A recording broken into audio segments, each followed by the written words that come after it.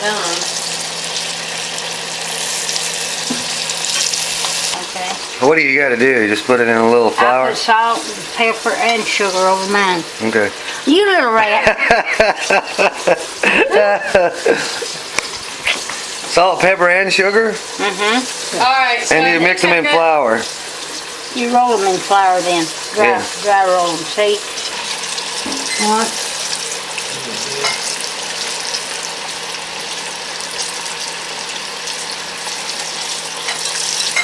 Cut it down. Do you cut it back up high? No, they cook. No, you can't cook them too fast, darn it. I ain't touch turkey when they cook. That'd be as many as we have to have today. That's rolling. I don't guess they're done good. You're taking them up and fast.